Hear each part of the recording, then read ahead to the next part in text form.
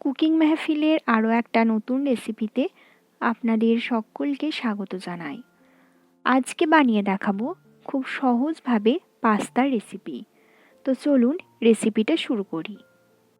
ফার্স্টে পাস্তাটাকে সেদ্ধ করে নেব। তার জন্য এখানে আমি ওভেনে কড়াই চাপিয়ে দিয়েছি। কড়াইয়ের মধ্যে দিয়ে দিলাম জল।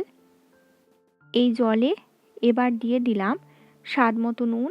এখানে আমি 1 চামচের থেকেও বেশি নুন দিয়েছি, যাতে পাস্তাটা নুন ঠিকঠাক হয়। এবার দিয়ে দিলাম সামান্য একটু তেল। এখানে আপনারা যে কোনো তেল ইউজ করতে পারেন। এবার জলটাকে ফুটতে দেবো। জল ফুটে উঠলে এর মধ্যে পাস্তাগুলো ছেড়ে দেবো। তেলটা দেওয়ার কারণ হলো পাস্তাগুলো একটার সঙ্গে একটা লেগে যাবে না, খুব সুন্দরভাবে ছাড়া ছাড়া হবে। এবার পাস্তাটা দিয়ে ভালো করে একবার নেড়ে নিচ্ছি। এবার এটাকে 10 মিনিটের জন্য ফুটতে দেবো। আজকে আমি যেমনভাবে পাস্তাটা বানাচ্ছি, আপনারা খুব সহজেই এইভাবে পাস্তাটা বানিয়ে নিতে পারেন। এটা বাচ্চাদের টিফিনের জন্য বা সন্ধ্যা স্ন্যাক্স হিসেবেও আপনারা এটা পরিবেশন করতে পারেন। তো দেখুন 10 মিনিট আমার হয়ে গেছে এবং পাস্তাটা আমার একদম পারফেক্টভাবে কুক হয়ে গেছে। এবার এটাকে জল থেকে তুলে ঠান্ডা করে নেব। কড়াইয়ে দিয়ে দিলাম প্রায় 1 টেবিল স্পুনের মতো সর্ষের তেল। তেলটা আমি একটু বেশি দিয়েছি, তাহলে পাস্তাটা আমার খেতে বেশি ভালো লাগে। আপনারা চাইলে তেলটা বাড়িয়ে বা কমিয়ে নিতে পারেন। এবার এর মধ্যে দিয়ে দিলাম একটা বড় সাইজের পেঁয়াজ কুচি। পেঁয়াজটাকে আমি খুব ছোট ছোট কুচো করে নিয়েছি। এবার পেঁয়াজটাকে 1 মিনিটের জন্য হালকা করে ভেজে নেব। খুব বেশি কিন্তু ভাজবো না, যাতে পেঁয়াজটা একটু কাঁচা কাঁচা ভাব থাকে সেই মতোই রাখবো। এবার এর মধ্যে দিয়ে দিলাম কাঁচা লঙ্কা কুচি। এখানে আমি 3টে কাঁচা লঙ্কাকে খুব মিহি করে কুচিয়ে দিয়ে দিয়েছি। আপনারা যেমন ঝাল পছন্দ করেন সেই মতো এটা দেবেন। আর বাচ্চাদের জন্য বানালে আপনারা ঝালটা অবশ্যই অ্যাভয়েড করবেন। তো এবার লঙ্কাটাকে কিছুক্ষণের জন্য নেড়ে নিয়ে এর মধ্যে দিয়ে দিলাম একটা টমেটো কুচি। টমেটোটাকেও আমি খুব মিহি করে কুচিয়ে নিয়েছি, দেখুন, দেখেই বুঝতে পারছেন। এবার এটাকেও কিছুক্ষণের জন্য নেড়ে নিলাম।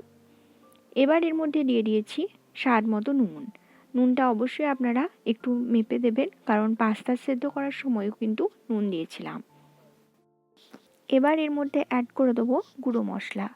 ফার্স্টে দিয়ে দিলাম 1/2 চামচ হলুদ গুঁড়ো আর দিলাম 1 চামচ ধনে গুঁড়ো।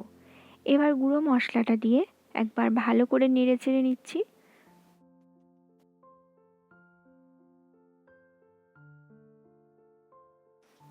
মশলাটা কিছুক্ষণ ভেজে নেওয়ার পরে এর মধ্যে অ্যাড করে দিলাম সামান্য একটু জল। এবার জলটা দিয়ে খুব ভালো করে কষিয়ে নিতে হবে, যাতে টমেটোটাও গলে যায় এবং খুব সুন্দর একটা মশলা তৈরি হয়। দেখুন জল কিন্তু আর নেই, একদম মশলাটা তেলে দাঁড়িয়ে গেছে আর টমেটোটাও কিন্তু খুব ভালো মতো সেদ্ধ হয়ে গেছে। এই পর্যায়ে আমি এর মধ্যে অ্যাড করে দিলাম পেঁয়াজ পাতা বা স্প্রিং অনিয়ন। পেঁয়াজ পাতাটা দিয়ে একবার ভালো করে নেড়ে চেড়ে নিচ্ছি। খুব বেশি কিন্তু নাড়ব না, হালকা করে একটু নেড়ে নিলাম। এবার এর মধ্যে অ্যাড করে দিচ্ছি সেদ্ধ করা পাস্তা। এবার মেশানোর পালা। পাস্তাটাকে মশলার সঙ্গে খুব ভালো করে নেড়ে চেড়ে মিশিয়ে নিতে হবে। ততক্ষণ মিশিয়ে নিতে হবে যতক্ষণ না মশলাটা সমস্ত পাস্তার গায়ে খুব ভালো মতো মিশে যায়। এবার এর মধ্যে অ্যাড করে দিলাম টেস্ট মেকার। এটা আপনারা যে কোনো ব্র্যান্ডের টেস্ট মেকার ইউজ করতে পারেন।